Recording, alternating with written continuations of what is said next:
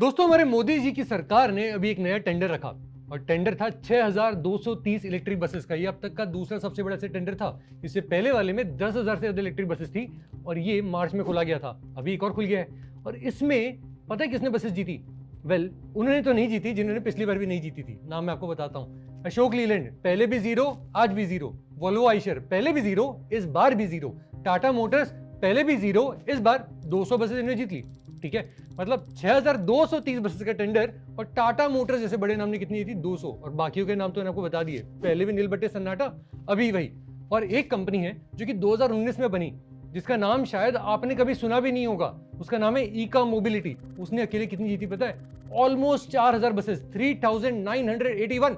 यानी एक 6 साल पुरानी कंपनी ने अकेले इतने इलेक्ट्रिक बसेस जीते जितने टाटा, अशोक लीलैंड, ये वो सब ने कंबाइंड दोनों टेंडर उससे पहले भी मिलकर आज तक नहीं जीते हैं। और ये कोई एक दो टेंडर की बात नहीं है। जैसे मैंने आपको बताया पिछले टेंडर में यही सब हुआ है।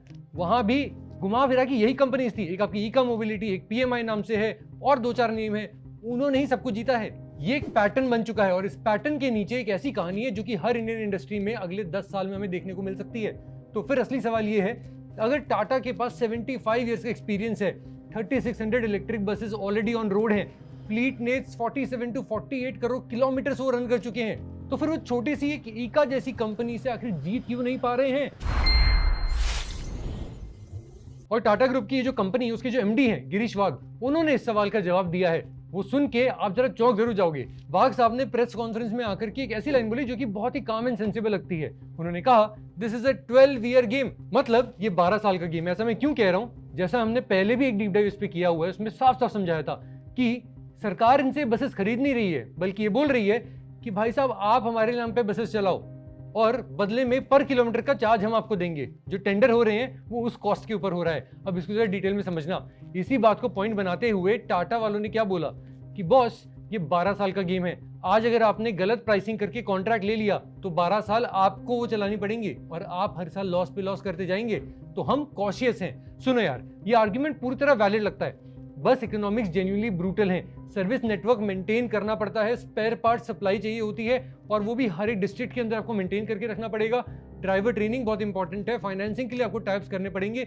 ये सब डेकेड्स में बनता है। प्लस ये नॉर्मल बस बनाने के बराबर नहीं है। उसके अलावा और बहुत सारे 8-9 बिजनेसेस हैं जो सब कुछ एक साथ आ गया है। लेकिन फिर यहीं पे एक और बात आती है, ये सेम एग्जैक्ट आर्ग्यूमेंट ये तो सभी प्लेयर्स के लिए अप्लाई होता है ना। और इनफैक्ट ये तो हर नई कैटेगरी में लग सकता है। नोकिया ने 2007 में क्या कहा था कि iPhone is overpriced, touch screen impractical है, हमारा फिजिकल कीबोर्ड डेटा 15 साल चलता है, हम जानते हैं कि कस्टमर्स क्या चाहते हैं। कोडैक ने क्या कहा था कि डिजिटल कैमरा का यूनिट इकोनॉमिक्स कभी फिल्म से कंपीट ही नहीं कर सकता है। हमारा सिल्वर हैलाइड का जो केमिस्ट्री है वो डेकेड्स पुराना है, ट्राइड एंड टेस्टेड है।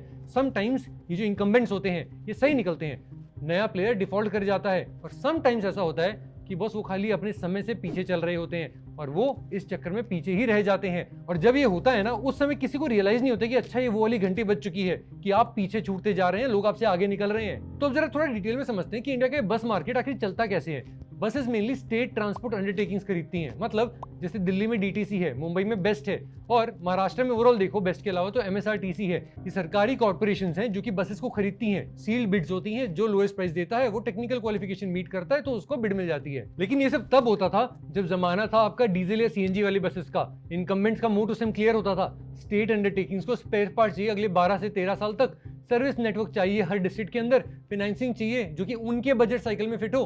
टाटा, अशोक लीलैंड ये सब कुछ ऑलरेडी बिल्ड कर चुके थे। उनको इस बिजनेस में चलाना आता था अपना काम। इनका मोड था सर्विस, डिस्ट्रीब्यूशन और ट्रस्ट। लेकिन इलेक्ट्रिक बसेस की जब बात आती है, मैं आपको एक नंबर अभी दिखाना चाहता हूं जो कि आज तक किसी ने ठीक से हाईलाइट नहीं किया है। ये पूरा मोड लिटरली डिप्रिशिएट हो जाता है। पीएमआई इलेक्ट्रो मोबिलिटी एक कंपनी है जो कि इस मार्केट के अंदर इलेक्ट्रिक बसेस जम के बना रही है। उसके 2 फाउंडर्स हैं, एक है सतीश जैन और दूसरे अनुराग अग्रवाल। 2017 में ये दोनों लोग मिलते हैं और ये कंपनी बनाते हैं। और अभी कुछ ही समय पहले केकेआर नाम की एक बहुत बड़ी दुनिया की प्राइवेट इक्विटी फर्म है, उसने इस कंपनी में $310 मिलियन का इन्वेस्टमेंट किया है। मतलब तकरीबन 2600 करोड़। अब जरा आप रुक के एक सेकंड के लिए सोचो, ये शायद लिविंग मेमोरी में किसी भी इंडियन कमर्शियल व्हीकल मेकर को मिला सबसे बड़ा सिंगल चेक है। और ये जा रहा है किसी ऐसी कंपनी को जिसका नाम ज्यादातर इंडियंस ने कभी सुना भी नहीं होगा। ये 2600 करोड़ यूज हो रहे हैं कहां पे? निमराना में 15,000 बसेस पर ईयर बनाने के हिसाब से एक प्लांट वहां पे खड़ा किया जा रहा है। पीएमआई का एग्जिस्टिंग प्लांट जो कि धारूहेड़ा में है, वहां पे 3,000 बसेस बनती है एक साल में। टोटल कैपेसिटी सीधा हो जाएगी 18,000, यानी 6x का स्केल अप हो रहा है। और पीएमआई ने अभी तक टोटल कितने बसेस जीते हैं? 500 इस लेटेस्ट टेंडर में। FY26 में ओवरऑल 1147 रिटेल रजिस्ट्रेशन है उनके पास। मतलब ये कंपनी आज की डिमांड के लिए प्लान नहीं बना रहा है, ये अगले डेकेड की डिमांड कैप्चर करने के लिए बिल्ड कर रही है। और KKR दुनिया के सबसे स्मार्ट प्राइवेट इक्विटी इन्वेस्टर्स में से एक है, उसने इस पे बेट ली है और ये पैसा डाला है।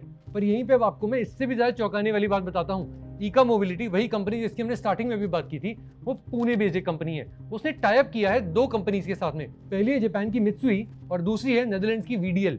VDL का नाम शायद आपने सुना नहीं है, तो मैं बता देता हूँ। ये यूरोप का सबसे रिस्पेक्टेड बस मैन्युफैक्चरर्स में से एक है। अगर VDL को इंडिया में बस बनाना है तो नेचुरल पार्टनर कौन होना चाहिए? आइडियली आपके दिमाग में क्या नाम आएगा? Tata, Ashok Leyland, etcetera etcetera. VDL ने दोनों को छोड़ करके 2019 में स्टार्टअप को चुना, एक ऐसी कंपनी जिसके पास उस समय कोई टेंडर जीतने का भी हक नहीं था। अब अगर स्टार प्लस वालों की भाषा में बोलूं तो मैं कहूंगा ये रिश्ता क्या कहलाता है। आप समझ सकते हैं ना। बेसिकली ये रिश्ता आपको एक सिग्नल दे रहा है। ये सिग्नल दे रहा है कि ग्लोबल स्ट्रैटेजिक्स को इनकम्बेंट्स का EV फ्यूचर स्लो दिख रहा है। और कैपिटल और पार्टनरशिप फ्लो की जब बात होती है तो बॉस, नए प्लेयर्स उनके अराउंड ही सारी बातचीत हो रही है, उन्हीं में हर कोई बेट लेना चाह रहा है। तो यहाँ असली में हो क्या रहा है कि जो आपकी पुराने टाइप की बसेस बनाने में डोमिनेंट थे, उनके कॉस्ट वेरिएबल से अब कोई मतलब नहीं रहा है। डीजल इंजन की engineering, dealer networks, financing relationships, ये सब डेकेड्स में बनते हैं। टाटा, अशोक लीलैंड ने बना लिए, लेकिन अभी उसकी जरूरत नहीं है। इलेक्ट्रिक बसेस में डोमिनेंट कॉस्ट वेरिएबल बैटरी है। बैटरी का cost 40 to 50% of the total बस होता है और बैटरी के कॉस्ट के सामने हर दूसरा कॉस्ट आइटम छोटा दिखने लग जाता है। मतलब यूनिट इकोनॉमिक्स बिल्कुल दिन रात का डिफरेंस है। और यही नहीं, सॉफ्टवेयर के भी सब्जेक्ट आ जाते हैं। देखो, जो आपके ट्रांसपोर्ट अंडरटेकिंग्स है स्टेट वाले, अब उनको रियल टाइम में फ्लीट मैनेजमेंट देखना है, उनको टेलीमैटिक्स चाहिए, चार्जिंग इंफ्रास्ट्रक्चर का प्लानिंग बहुत ज्यादा मैटर करता है उनके लिए। ये सब कुछ पुराने टाइप की जो बसेस हैं उससे बिल्कुल अलग इंडस्ट्री है ये। और नए जो भी मोड्स हैं वो EV नेटिव प्लेयर्स ने बिल्ड किए हैं, क्योंकि उन्होंने शुरुआत से ही EV बनाने के हिसाब से सोचा है।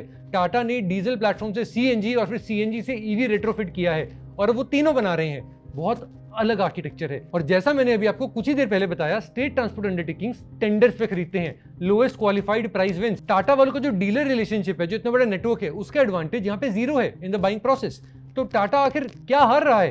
टाटा हर वो एडवांटेज हार रहा है जो कि इंटरनल कंबस्शन इंजन वाले जो बसेस होते हैं उसके मार्केट में मैटर करता है। और इलेक्ट्रिक बस के मार्केट में जो चीजें मैटर करती है वो शायद अभी तक टाटा ने उस हद तक बनाई ही नहीं है। अच्छा, लेकिन मुझे एक और बात कह देने दो बिल्कुल साफ साफ। मैं ये नहीं कह रहा हूं कि टाटा या अशोक लीलैंड खत्म हो जाएंगे। ये ग्रेट कंपनीज हैं, ग्रेट रिसोर्सेज हैं, इंजीनियरिंग टैलेंट है, ब्रांड है, प्लस इनके भी अपने इलेक्ट्रिक बसेस हैं। पॉइंट है कि ये कर्व में कहीं ना कहीं पीछे चल रहे हैं। इनको अभी भी वो क्रैक करना बाकी है कि बॉस हम कैसे compete करें। स्ट्रैटेजी शायद अभी उतनी बनी नहीं है। और कुछ लोग मुझे यहाँ से कह सकते हैं कि बॉस टाटा अभी कैचअप कर लेगा क्योंकि बैलेंस शीट में उनके इतना ज्यादा पैसा है। कमेंट्स में बताओ आपको क्या लगता है, ये जो इतने नए प्लेयर्स आ गए हैं, कि टाटा इनको दबा करके वापस नंबर 1 पे आ जाएगा या फिर यहाँ पे कुछ और हो सकता है? मैं जानना चाहूंगा आप कैसे सोचते हैं। लेकिन देखो, एक चीज मैं जरूर बोलूंगा कि एक डिफरेंस तो है पुराने प्लेयर्स में और नए में। वो डिफरेंस है कैटेगरी क्रिएट करने का और कैटेगरी को लीड करने का। दोनों बिल्कुल अलग अलग काम है। टाटा वाले बस मार्केट में सर्वाइव तो करेंगे ही करेंगे, लेकिन अगर वो EV ट्रांजिशन में कैटेगरी लीडर नहीं बने तो अगले 20 साल में बस मार्केट का एंटायर वैल्यू पूल जो है वो किसी और तरफ माइग्रेट होता नजर आएगा और बिल्कुल अलग मार्केट हमें दिखेगा। और इसीलिए बातचीत इतनी ज्यादा जरूरी है। और ये सिर्फ बस की स्टोरी नहीं है, ये ट्रक्स में भी हो रहा है, टू व्हीलर्स में भी हो रहा है, जहां पे हीरो, बजाज, टीवीएस जैसे प्लेयर्स है, एथर जैसे नए प्लेयर्स आकर के बिल्कुल दम लगा के लड़ रहे हैं। हर लीगेसी इंडस्ट्रियल सेक्टर जहां पे इलेक्ट्रिफिकेशन की बात हो रही है, वहां same to same script follow हो रही है। इनकम्बेंट्स नए प्राइसिंग को इरेशनल बोलते हैं, सर्विस मोड की बात करते हैं, लाइफ साइकिल प्रूडेंस की बात करते हैं, और कभी कभी वो सही भी निकलते हैं और कभी कभी वो नया प्राइसिंग ही नया प्राइसिंग होता है। वो इनकम्बेंट्स वो बस पीछे रह जाते हैं और बाद में खाली कैचअप करने के लिए रह जाते हैं और तब तक मार्केट शेयर कहीं और जा चुका होता है। और याद रखो, हमने शुरुआत में एक सवाल पूछा था, ईका मोबिलिटी 2019 में बनी एक कंपनी जिसने लगभग 4000 बसेस का कॉन्ट्रैक्ट जीता, वो भी किसके खिलाफ? टाटा जैसों के खिलाफ, जिनके हजारों बसेस ऑलरेडी सड़कों पे है और इतने सालों में उन्होंने 50 करोड़ से ऊपर की किलोमीटर का डिस्टेंस ऑलरेडी कवर किया है। जवाब ये है, टाटा के ये जो किलोमीटर इतने कवर हुए वो हुए थे इंटरनल कंबस्शन वाले इंजन से, यानी डीजल से चलने वाली बसेस या फिर सीएनजी पे चलने वाली बसेस। ईवी बसेस का डेटा अभी तक कोई रखता ही नहीं था और डेटा कोई कैप्चर ही नहीं होता था। ईवी के साथ डेटा भी कैप्चर होने लग गया है और जो कंपनी अब प्लांट लगा रही है, अब टेंडर जीत रही है, वो डेटा भी बना रही है। 12 साल बाद जब कोई भी एमडी बोलेगा कि this is a 12 year game, उस वक्त 12 साल का data EKI, PMI, JBM auto इन सब कंपनीज के पास होगा। टाटा के पास थोड़ा कम हो सकता है।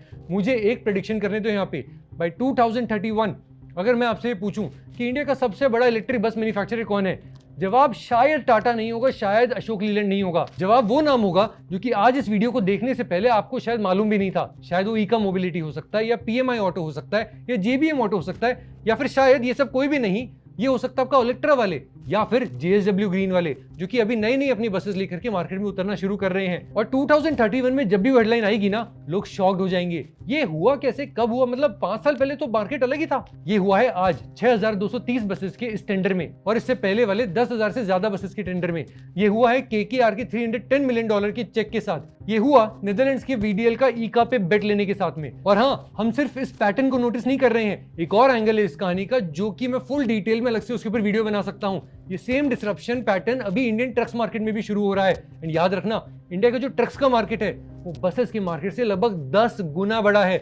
जो वहां होने वाला है वो और भी ज्यादा इंपैक्टफुल और इंटरेस्टिंग हो सकता है। इसी बात पे अगर आप वो एनालिसिस भी चाहते हैं तो नीचे कमेंट्स में लिख दो कि मुझे इसका पार्ट 2 लाके दो।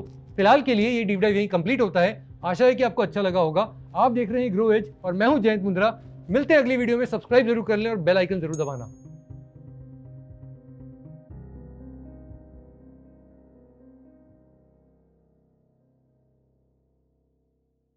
Investment in securities market are subject to market risks. Read all the related documents carefully before investing. Please read the risk disclosure documents carefully before investing in equity shares, derivatives, mutual fund, and or other instruments traded on the stock exchanges.